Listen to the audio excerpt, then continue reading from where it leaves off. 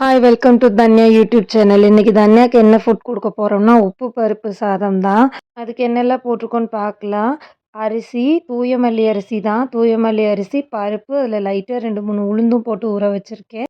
கருவேப்பிலை, வெங்காயம், பூண்டு, மிளகு, சீரகம், நெய் நிறைய காட்டியிருந்தேன். அது அதிகமாக எடுத்துகிட்டு மறுபடியும் இதில் வச்சுட்டு கொஞ்சமாக நெய் எடுத்திருக்கேன். நெய் எடுத்துகிட்டு கடுகு போட்டு அது நல்லா வெடித்ததும் கருவேப்பிலை போடணும். கடுகு வெடித்ததும் கருவேப்பிலை போட்டுட்டு நம்ம வெட்டி வச்சுருந்தது எல்லாமே இதில் போட்டுக்கலாம். வெங்காயம், பூண்டு, மிளகு, சீரகம் எல்லாமே போட்டுட்டு நல்லா வதக்கி விட்டுக்கலாம். வதக்கி விட்டுட்டு அரிசி, பருப்பு, அந்த உளுந்து ஊற வச்சது அதையும் போட்டுடலாம். போட்டுட்டு நான் உப்பு மட்டும் இப்போ வேக வைக்கும் போது போடலை. ஏன்னா அது விசில் அடங்கின பிறகு எடுத்து நான் கடைஞ்சி தான் கொடுப்பேன். அப்போ உப்பு போட்டுக்கலான்னு சொல்லிவிட்டு உப்பு போடலை.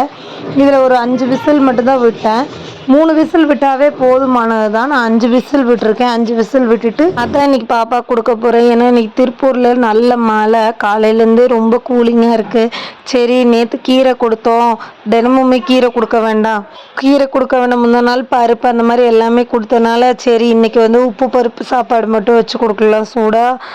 அதை விசில் விட்டு வைக்கும்போது நல்லா இருக்கும். நெய் ஊற்றி வச்சு கொடுத்துர்லாம் பாப்பாக்குன்னு சொல்லிட்டு இன்றைக்கி நெய் ஊற்றி உப்பு பருப்பு சாதம் தான் வச்சு கொடுத்துருக்கேன்.